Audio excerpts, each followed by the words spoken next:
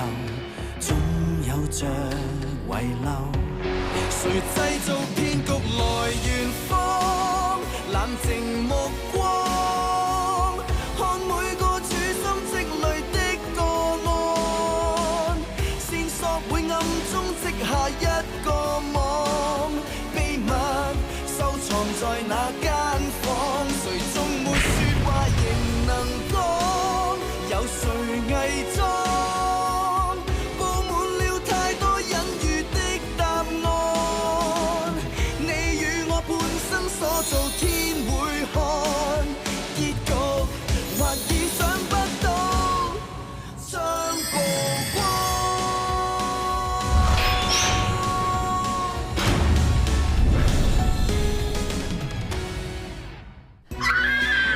當時佢係俾人用黑膠袋笠住個頭，而黑膠袋個口係俾牛皮膠紙封住。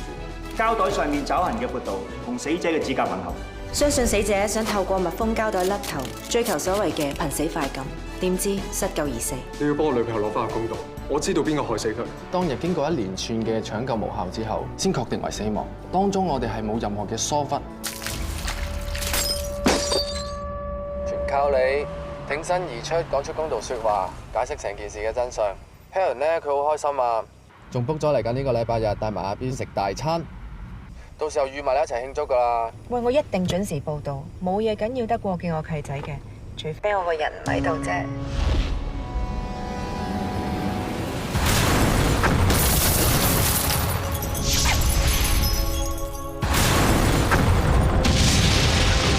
喂喂喂 ，Hello。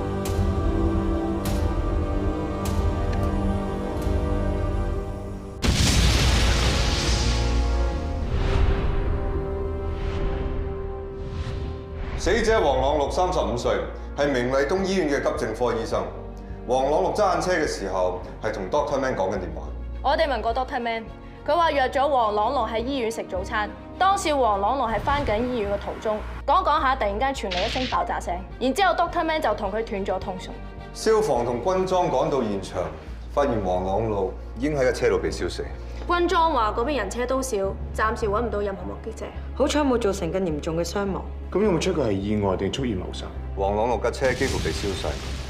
IB 話攞唔到指紋，法證已經去咗現場搜證，希望可以揾到其他關於爆炸嘅線索。初步現場發現到好多不知名嘅塑膠碎片，似乎唔係意外爆炸，而係炸彈襲擊。換言之，係有預謀嘅謀殺案。暫時我哋仲未知道兇徒嘅動機，唔排除有第二單，所以一定要盡快捉到兇手。鼎少，進一步查下黃朗祿嘅背景同埋經濟狀況，睇下佢有冇同人結怨。唐心，進一步擴大問卷嘅範圍，任何有機會睇到現場嘅單位，全部都唔可以放過。Super， 查下當時有冇其他車經過，我要目擊者，同埋有冇車 cam 會錄低整個爆炸嘅經過。Yes sir。保證，同法醫法證保持聯絡，睇下會唔會有新消息。Yes sir。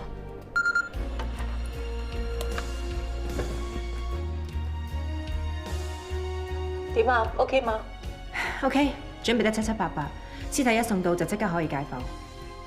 我係問你情緒 OK 嘛？經常話俾我聽個死者係你朋友。在公，我唔會俾個人情緒影響工作。在私 ，Dr. Wong 係一個我識咗好多年嘅好好嘅朋友。我一定會盡我最大嘅努力轉達佢人生最後嘅訊息，唔會俾佢死得不明不白。我哋喺現場嗰陣時都留意到屍體表面插滿晒玻璃碎，估計大部分應該係嚟自車身，亦都唔排除係嚟自外物，例如係炸彈。放心，一陣間驗完屍，我會一件不留聲俾你哋化驗。不過一般焦屍表面有好多組織都被高溫燒爛，碎片亦有可能同皮肉黏結埋一齊，清除會需要一啲時間。明白。我哋喺現場發現架車雖然被燒到嚴重破爛，不過都睇得出車頭蓋部分係被炸穿咗，好可能係炸彈喺車前面爆炸造成嘅。如果係咁，屍體身上更加有可能留低炸彈嘅痕跡，我哋會更加注意。唔該晒。你平時同高 Sir 傾公事嘅時候都係咁客氣嘅咩？記住啊，我哋唔止係 partner， 仲係好朋友。有啲咩事即管出聲。為咗朋友，為咗真相，大家一齊加油。OK。暫停，咩環境 ？Queen 姐喺現場50米範圍內揾到一張損壞咗嘅 mini SD 卡，要交俾網罪科去修復。仲有唔少嘅碎片，有啲係玻璃碎，有啲係已經燒溶咗嘅塑膠碎片，要做咗分類先至可以發現。娟姐，爆炸範圍50米以內搜到嘅碎片，全部喺晒呢一度。Thank you。呢一箱已經超出咗搜查範圍，不過懷疑都係嚟自爆炸現場，所以將搜查範圍再擴大多10米，基本上都揾唔到啲乜嘢。唔係所有碎片都燒爛晒。喺你左手嘅呢一塊咧，就係爆炸範圍0至10米度揾到嘅。而呢一塊就係50米外，50米係爆炸嘅高熱範圍。同一樣嘅碎片可以飛彈到高熱範圍以外，代表爆炸嘅威力好大。咁即係話今次爆炸真係由炸彈造成？炸彈嘅威力主要分2類，低爆炸彈製作粗糙，威力比較弱，恐嚇意圖多過攞人命。今次嘅爆炸威力咁猛烈，顯然係高爆炸彈，全心置人於死地。Ocean 暫停，你哋分類碎片嘅時候，記得 check 清楚碎片上面有冇殘留住炸藥成分。如果有嘅話 ，Ocean 即刻攞去做化驗。暫停，你分類完碎片之後 scan 咗佢，嘗試用電腦還原重組。係。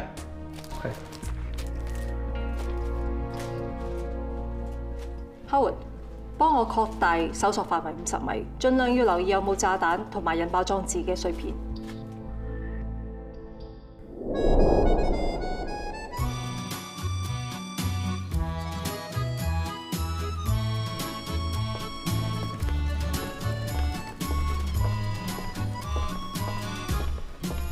你好，你好。我想找何敏丽小姐，她应该是今天登记入住的。好的，请稍等。很抱歉，侯小姐确实有这个预约，但是她已经临时取消了。是吗？谢谢。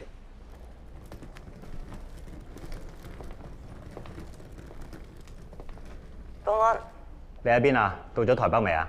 未啊，本來去台灣嘅，但我個團隊臨時行程有變，我仲繼續留低喺 Maryland。哦，係啊。做咩呢個時間打俾我啊？化驗所唔忙咩？唔使去現場搜證啊？個現場啊，係有啲出乎意料嘅事發生咗。不過我知無論發生咩事，你都一定會搞得掂。原本仲諗住做完嘢咧，可以去陽明山個玉溪展館度行一轉添，而家唔得咯。玉溪展館係咩地方咁吸引啊？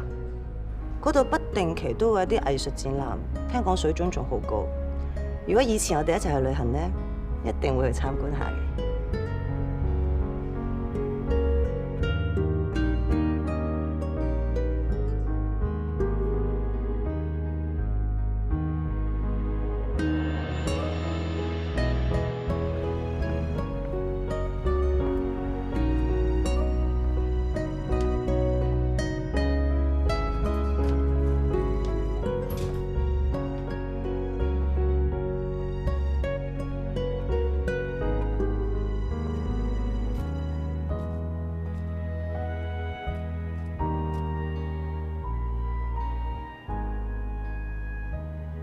隨意。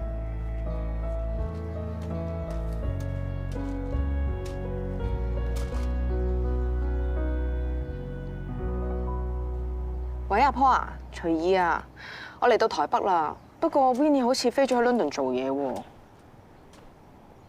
咁麻煩你幫我聯絡 Winnie 啊，因為而家淨係得佢先知高善喺邊咋。唔該晒。你揾緊我個妹高善？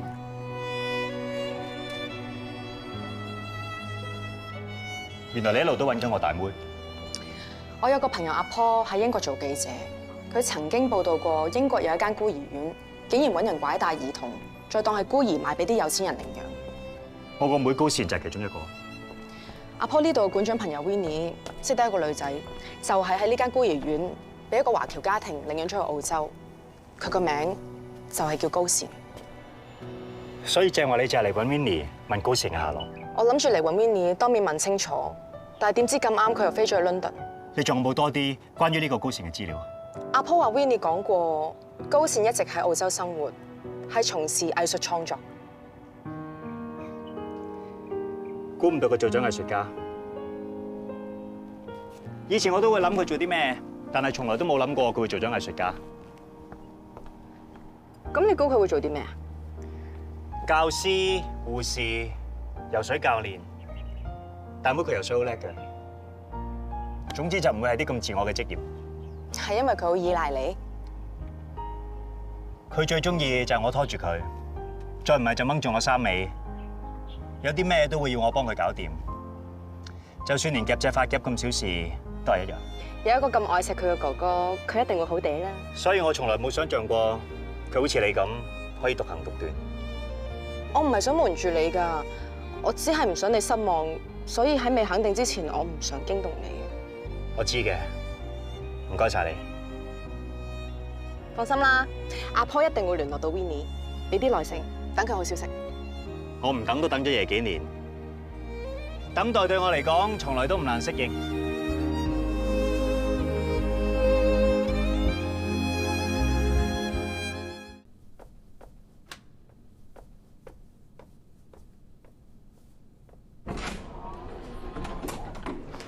Dr. Man， 娟姐，仲諗住市長同你講驗屍結果，估唔到你直接過咗嚟，證明我着緊咯。着緊份驗屍報告，你同份 report 咧我都着緊，但見你仲識講笑，我都放心啲。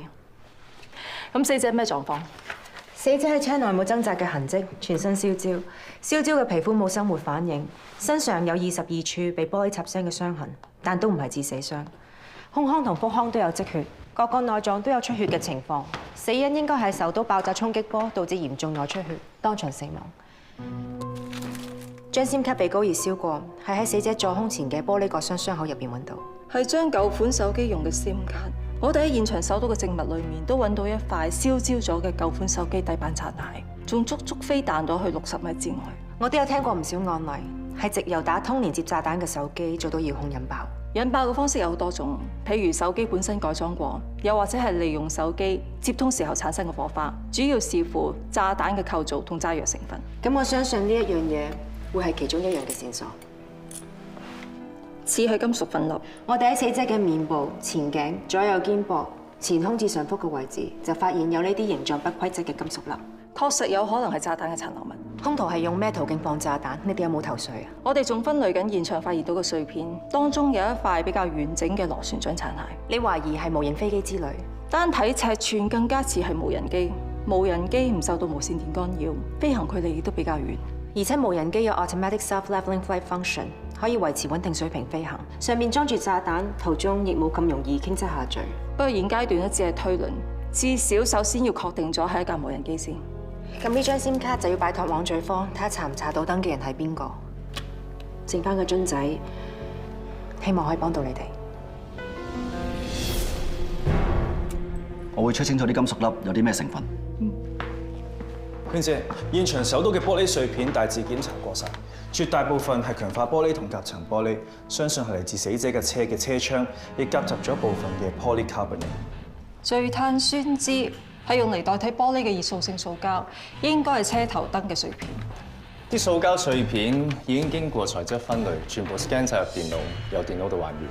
仲有之前喺碎片度揾到塊螺旋槳嘅殘骸，初步發現相同材質嘅碎片仲可以組合多3個類似嘅螺旋槳，即係4軸飛行器。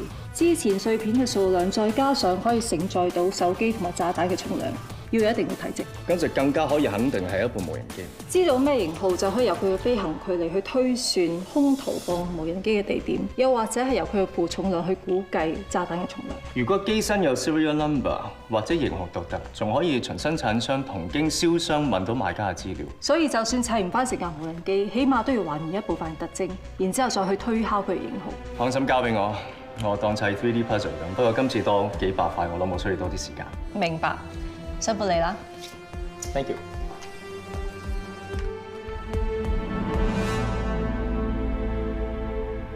謝謝你啊 ，Winnie。好，拜拜。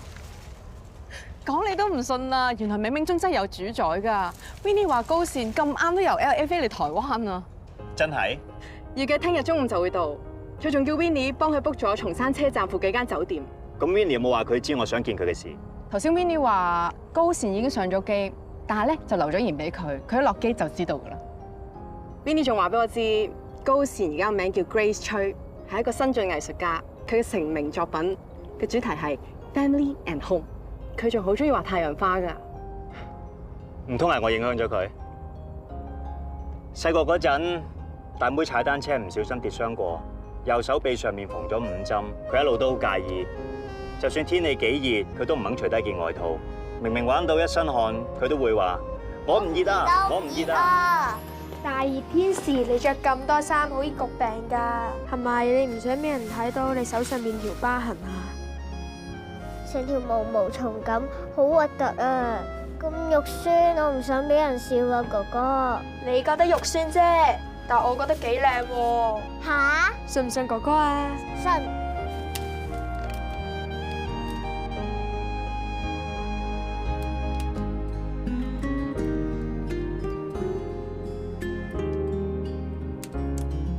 個花靚唔靚啊？靚啊！哥哥你好叻啊！以後冇人會再笑你噶啦。呢度係咩花嚟㗎？呢度係太陽花，佢咧俾太陽曬多啲先會生得靚㗎。多謝哥哥。以後大熱天時，大妹都冇再嬲住件外套，仲成日開開心心咁曬太陽。你好錫大妹。我冇偏心，細妹都一樣咁錫。之後佢哋兩個都爭住要我喺佢哋嘅手手腳腳上面畫花。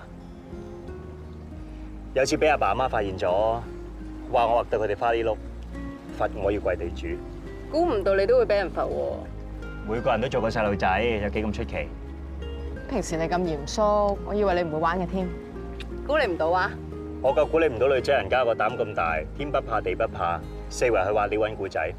我都有嘢驚㗎，我好怕黑。我6歲嗰陣，爸爸媽媽因為交通意外過身，之後我就由舅父舅母照顧，生活即刻由天堂跌咗落地獄。只要我一唔順佢哋意，佢哋就會搵我入黑房。我真係好怕黑。你唔怕黑社會，唔怕黑的，就係怕黑。雖然怕，但我一直嘗試緊去克服。我相信我嘅努力，終有一日會成功。你咁堅持，都終有一日會揾翻你大妹。多謝你。大妹佢最中意就係坐摩天輪，幾歲人仔居然唔怕高，上到摩天輪仲好興奮。你哋一定可以一齊再坐好多次摩天輪。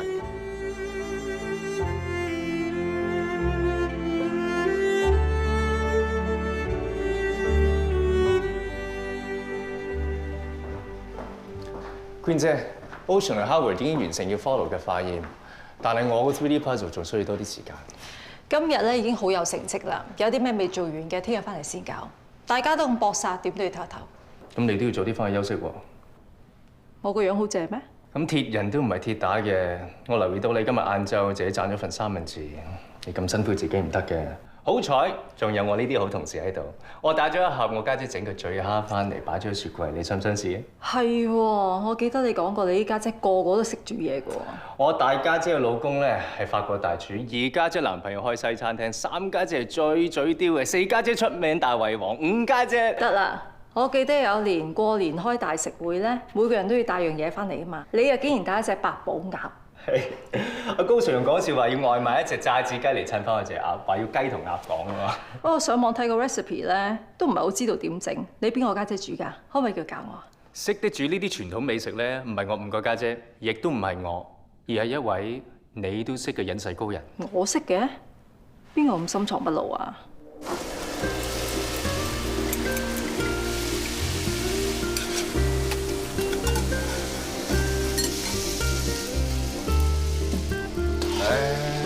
整埋閘先。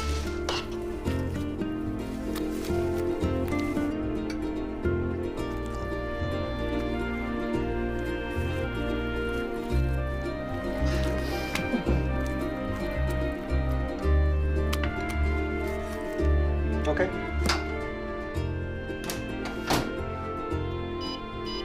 耶！終於搞掂。仲要等個半鐘㗎。仲要個半鐘？攞出嚟嗰陣時個肚唔爆，先至算大功告成。唉，平時喺外面食都唔使半個鐘頭，原來整要整幾粒鐘嘅。再複雜嘅裝置唔使幾個鐘就可以拆得掂，仲要破埋案，入到嚟廚房啲時間好唔夠用喎。笑啦，即管笑啦。嚟咗跟你學嘢，預咗俾你笑嘅。我唔係笑你啊，我就係覺得奇怪啫。平時你做法證，攞住個鉗喺嗰啲證物上邊鉗嗰啲毛髮啊、纖維，應該好熟手啊。點解你鉗鴨毛嗰陣時就雞手鴨腳嘅咧？嗱，我唔該你唔好將隻鴨同我日常工作去做比較。我陣間咧仲要試味嘅，我唔想有任何聯想。喂，人哋就話啫，我哋 professional 嚟噶嘛，幾時見嗰啲腐屍爛肉唔係叫肉醬意粉啊、牛雜啊？我咪仲講啊！得，但係講時講啦。雖然你哋生手啲，不過有我指導底下咧，呢隻鴨應該都見得下人嘅。不過你仲要嘥少少時間執下佢啦。做咩？係個頭亂咗少少，個妝啊溶咗少少。不過你放心啦，Louis應該唔介意嘅。我介意啊！我咁辛苦嚟跟你學整味餸咧，就係希望同 Louis 有個開心嘅5週年飯局。多口問佢啊，5週年唔係應該去酒店鋸下扒啊，或者去個旅行浪漫下嘅咩？點解要玩煮飯仔咧？玩煮飯仔都唔緊要啦，仲要整八煲鴨。有一年咧，佢有一個外國朋友嚟香港，我哋帶佢去食啲地道嘢啦。Louis 一見到你八寶鴨咧，就話原來佢哋屋企以前咧每年過年都會煮啲味餸。咁佢細嗰陣時最中意咧就係估裡面咧塞咗啲咩餡料，年年都唔同嘅喎。對佢嚟講係一件最開心嘅事。咁即係點啊？咁即係雖然我唔係一個好享受樂處嘅人，但我都想藉住呢個5週年話俾 Louis 聽，以後每年新年我都想同佢一齊過。而且仲要令佢過得開開心心。睇嚟我要儲定錢做人情咯喎。如果你肯過多幾招俾我咧，我諗調翻轉頭，我要封翻利是俾你，向你拜師添。你叫得我做師傅嘅話咧，就唔好怪我直言啦。你都係適合喺實驗室多過喺廚房。你係咪咁老實啊？我同你唔係好熟啫喎，King Sir。係喎，你喺咁耐唔記得問你想有咩添 ，Queen 姐。我要呢款啊！清清地，我女朋友中意揀肉多啲。多謝你啊，先生。啊，先生你都幾了解你女朋友喎，咁快揀到邊一款啱佢。唔該晒你。咁你坐多陣，我幫你包靚佢啊。你用個盒裝住佢得㗎啦。我想俾你 surprise 佢。你真係細心啊。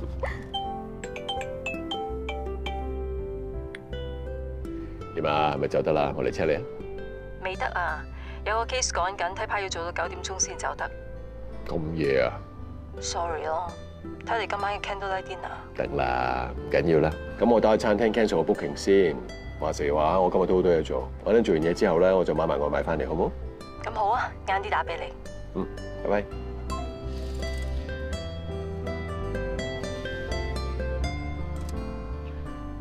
喂 Dana 係啊，你同我 cancel 今晚餐廳嘅 booking 啊。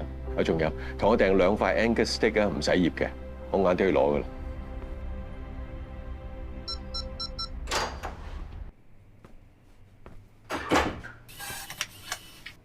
又話要夜啲翻嘅 ，Green。Louis，月玲，你嚟做咩？我拎翻件晚裝俾阿 Queen， 雖然阿 Queen 話送俾我，不過我知道呢件晚裝唔屬於我嘅，我唔應該咁貪心。今日你哋5週年，你哋唔係出去食飯咩 ？Queen 為我 OT 趕唔切翻嚟，我諗住親自落廚煮俾佢食。哦，你想整咩？我可以幫手㗎。唔使，我自己搞掂。我整甜品啦。唔使啊。阿 Queen 最中意食焦同燉蛋㗎啦，雞蛋你哋應該有㗎嗬。都話唔使咯。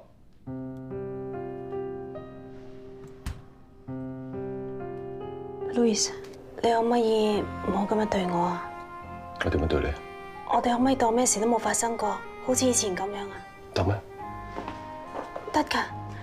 嗰晚只係一個意外，我哋唔會有第2次㗎啦。不過我都好想話俾你知，我從來都冇後悔過咁樣。你可唔可以唔再講嗰晚啲嘢啊？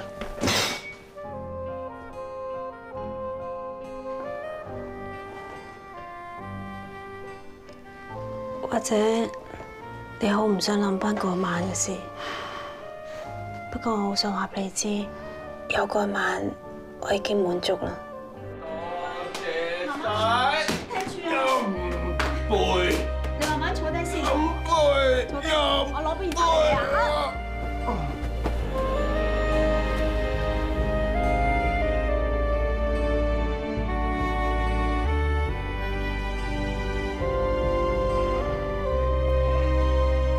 Sorry。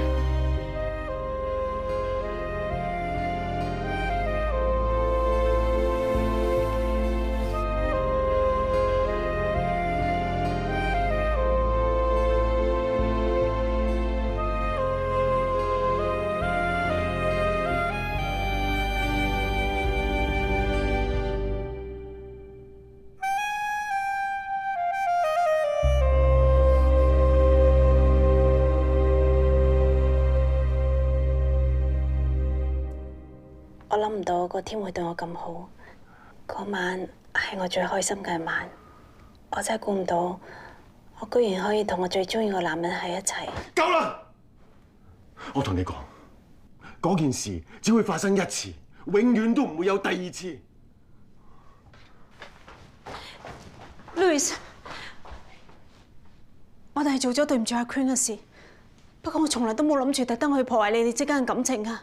只要你唔講我唔講，我哋3個依然可以做翻朋友，一切都冇變㗎。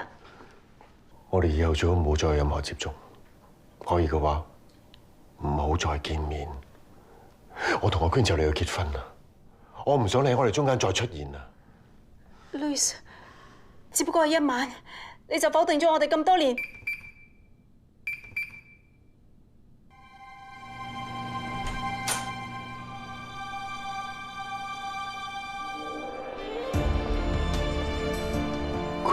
Queen， 你幾時翻嚟㗎？你係咪想問我聽到幾多你所講嘅嘢？唔係 Queen 件事唔係你咁諗㗎。停喺度，唔好再同我講任何理由藉口。你係我最好嘅朋友，你着我嘅衫搞我個男人，你話你會同我結婚㗎？你竟然搭上我最好嘅姊妹，仲有咩好解釋啊？ Queen， 你聽我解釋啊！你唔好話俾我聽，已經自己擒上我張床。你唔好話俾我聽，你控制唔到你自己。你唔好再講任何解釋。咁只為你背叛我之後，再侮辱埋我智慧啊！我嗰晚飲咗好多酒。咁係咪飲大咗就可以同其他女人上床？咁飲大咗可以殺人啦，飲大咗可以當咩事都唔關你事啊！你知唔知你自己講緊咩何立偉？我嗰日有推開佢嘅。唔好再講啦，再講落去就核突噶啦！你唔可以將你個錯推晒落去個女人身上面噶，咁樣我會睇你唔起噶何立偉。食戒指。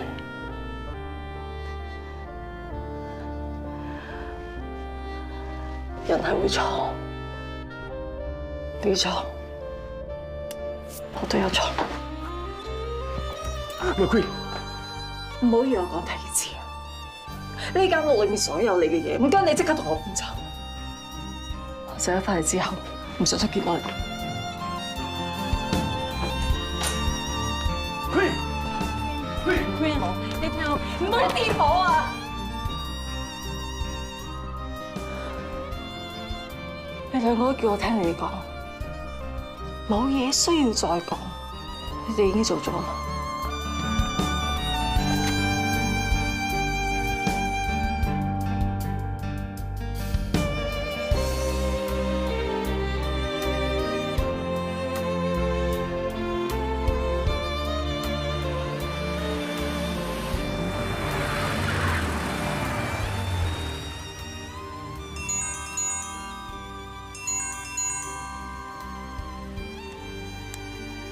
喂，點啊？去到邊啊？嚇？煮到邊個步驟啊？哦，點啊？我突然之間醒起要提你啊！如果你落葱嘅話咧，記得最尾先落喎。煮耐咗就變黃，一走樣咧好難睇嘅。時間耐咗就咩都咁難睇。係啊，時間又啱啱好好講技巧嘅，不過你得㗎啦。我得咩？啊，仲有喎，你唔記得個結點打咧，就索性唔好打結啦。係個擺盤冇咁靚嘅啫，不過唔影響味道嘅。得㗎啦。個結已經打得好神，所有嘢我都會搞得掂。我係咪唔通氣啊？都會使你隔離啊？冇咩嘢嘅話，我哋遲啲先傾。哦，咁唔阻你啦，遲啲再講。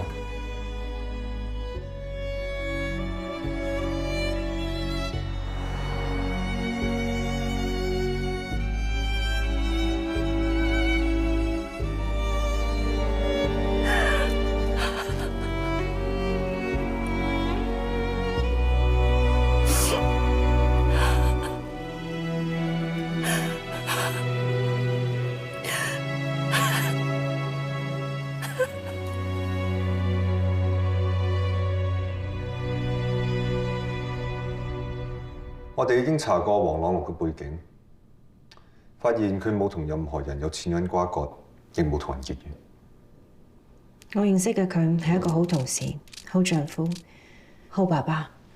但係你應該知道呢幾年佢涉及咗幾宗醫療糾紛。有一個叫羅峰嘅傷者，車禍之後要截肢，懷疑 Dr. Wong 斷錯症。仲有一個叫張銀娣嘅阿婆，出院之後跌親失救，家屬一樣入埋 Dr. Wong 數。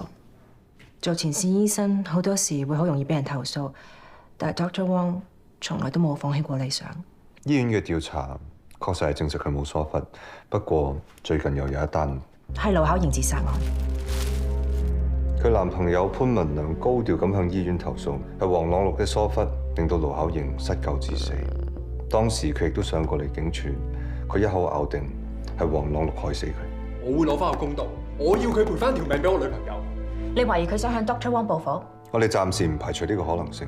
我已經叫一班手足揾佢翻嚟問話。仲有冇其他人有動機啊？盧巧瑩得佢哥哥盧孝達一個親人，案發前後一直喺外地，仲未翻到嚟香港。我哋嘗試聯絡緊佢。無論兇手有咩動機都好，佢都殺害咗一條寶貴嘅人命，摧毀咗一個大好家庭。只係好可惜，當時冇 CCTV， 亦都冇目擊證人。我哋仲有物證可以幫我哋重組案情。我哋喺現場度發現咗一啲燒爛咗嘅塑膠碎片，經過還原重組，確定呢啲碎片係嚟自一架民用無人機，而碎片上面仲殘留住一啲炸藥成分，證實咗係 TATP（Triacetone Triperoxide），即係雙炸藥。我知道呢種炸藥可以喺洗甲水同埋潔廁劑度提取，原材料係好簡單，不過製造嘅方法同埋份量都好考究，唔係一般人可以做得到。但係 TATP 係無火焰炸藥，係靠衝擊波將人致死。點解現場嘅火勢會咁猛啊？因為兇徒唔單止用 TATP， 仲加埋鋁葉粉。我哋發現過屍體上面嘅金屬粒，證實係鐵加氧化鋁，係鋁葉粉發生鋁葉反應之後嘅殘餘物。成個炸彈嘅結構分為兩個大部分。假設呢包餅乾係鋁葉粉，兇徒用改裝過嘅舊款手機同鋁葉粉綁埋一齊，呢個係第一部分。而第二部分就係頭先所講嘅 TATP。正如我同 Dr. Man 之前嘅推論，兇徒係用舊款手機做遙控裝置，當手機接通就會短道走火，燒着鋁葉粉發出高熱，再引爆綁埋一齊嘅 TATP。TATP 嘅衝擊力將鋁葉粉彈射出去，鋁葉粉燒着嘅時候可以高達2000幾度，足夠燒着車上嘅油缸，引致大爆炸。手機炸碎，底板飛到50米以外。而當鋁葉粉完成鋁葉反應之後，就會慢慢冷卻，變翻做氧化鋁同鐵，殘留喺燒到溶爛嘅屍體傷口上面。依照你兩個嘅講法 ，TATP 係衝擊波，鋁葉粉嘅高熱，是打一樣都夠殺傷力。兇徒將兩樣嘢加埋一齊，代表佢非常兇殘。就算炸唔死 Dr. Wong 都要燒死佢。兇徒非常之謹慎，識得隱藏身份，用無人機遙控殺人。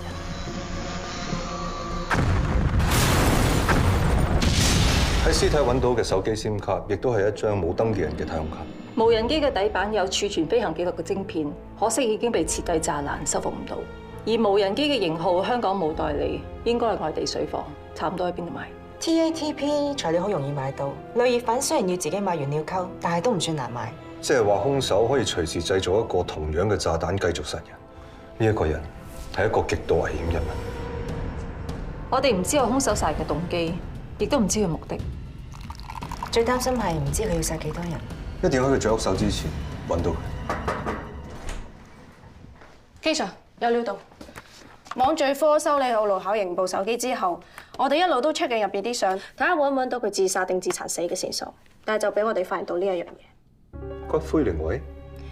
呢個係盧巧瑩阿媽李玉群嘅靈位，重要嘅係下邊呢一個。張銀娣係黃朗祿被家屬投訴嘅其中一位死者。當年張銀娣跌親睇急症 ，Dr. Wong 認為佢冇咩大礙，冇簽佢留醫。但係當日佢翻到屋企，又再跌親，仲暈低失救。之後佢個孫不斷投訴 Dr. Wong 醫死佢阿婆。我仲好記得 Dr. Wong 因為呢一單投訴，搞到好困擾，成個人落殺刑。佢個孫會唔會同今次嘅爆炸案有關？所以我哋就起咗佢嘅孫弟，佢叫梁奕漢，35歲，喺化工原料行度做過工人，係佢阿婆一手湊大佢嘅。張銀娣跌死嗰陣，佢仲對住條屍1個禮拜，喺鄰居聞到屍臭報警之後，先至知道佢已經死咗。軍裝入屋嗰陣，梁奕漢仲好激動反抗，唔俾人哋帶走條屍。之後佢就送咗去精神科，精神狀態不穩，對 Dr. Wong 有殺人動機。佢仲有接觸化工原料嘅經驗，就係呢個人。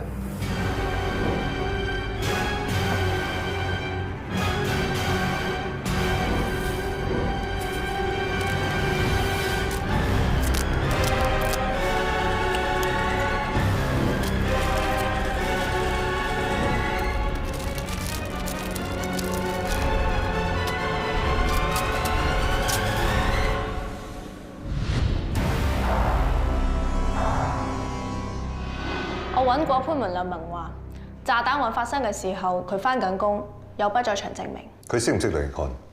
唔可以話識，但係佢有陪過盧巧瑩去拜佢媽媽。盧巧瑩每一次拜媽媽嘅時候，都會帶埋花，插喺靈位出邊嘅花樽度。如果有剩嘅花咧，就會插喺同佢媽媽相連嘅靈位，當係少少心意唔好嘥。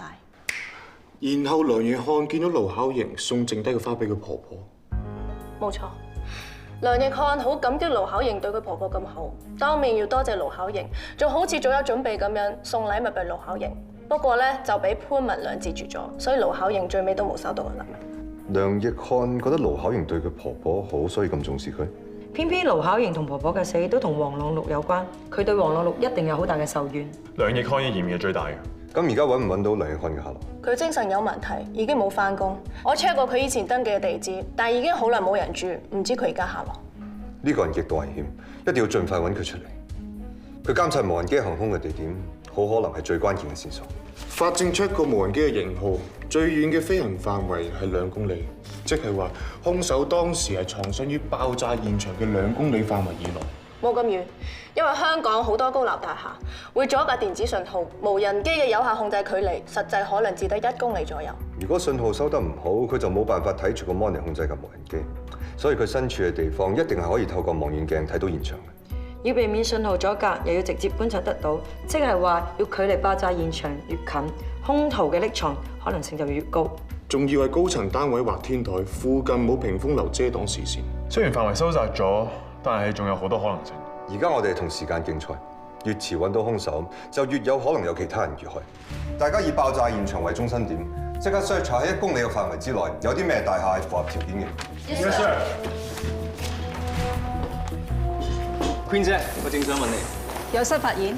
係啊，我喺無人機嘅底座揾到啲白色嘅物質，但係原裝嘅無人機係唔會有呢一層油。會唔會係起飛之前揩到啲油漆之類咧？我都覺得有咁嘅可能性，所以我啱啱 check 咗成分，係 calcium carbonate、polyvinyl acetate、epoxy 同埋 calcium sulfate。咁即係碳酸鈣、最粗酸乙烯酯、樹脂同硫酸鈣，係油漆嘅成分。而且唔係普通油漆，有防水作用。通常呢啲防水嘅油漆都唔會喺家居室內用，要防水，除非係露台、浴室或者係大廈外牆，甚至乎係天台。喺無人機底座佔到油漆咁啊！真係收到，我哋即刻查下。唔該。法證喺無人機嘅底座揾到修理大廈外牆嘅灰水，即係話無人機喺維修緊外牆嘅大廈天台飛出嚟。即刻調查喺爆炸現場範圍1公里之外，有邊一棟大廈嘅天台或者外牆係做緊維修或者係補緊油嘅？兇手好有可能就喺嗰個天台上邊發出裝置咗炸彈嘅無人機。Yes sir。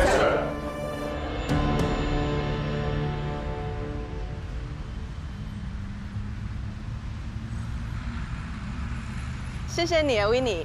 等一下我們跟高先見面之後，再跟你聯絡啊。謝謝，拜拜。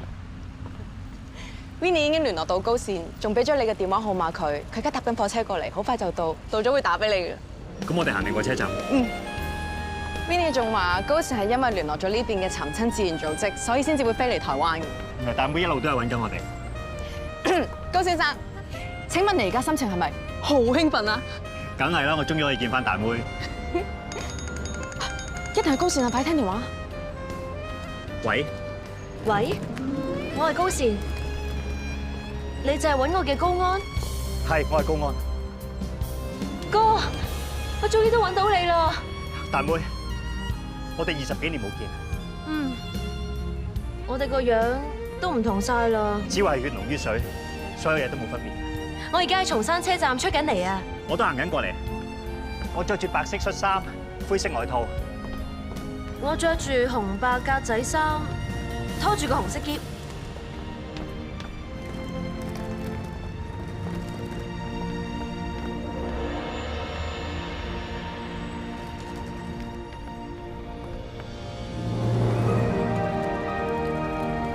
我見到你啊，大妹！我都見到你啊！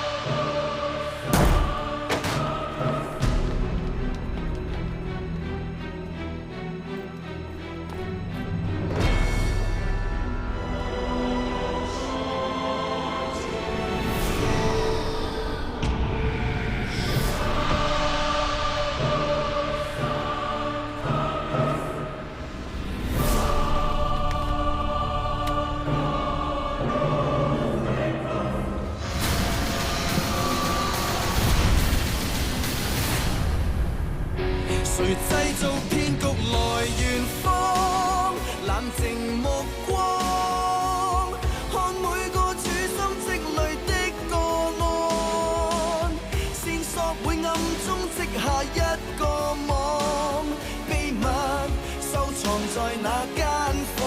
誰終沒說話仍能講？有誰偽裝？佈滿了太多隱喻的答案，線索會暗中織下一個網，秘密收藏在那間房。誰終沒說話仍能講？有誰偽裝？你與我半生所造天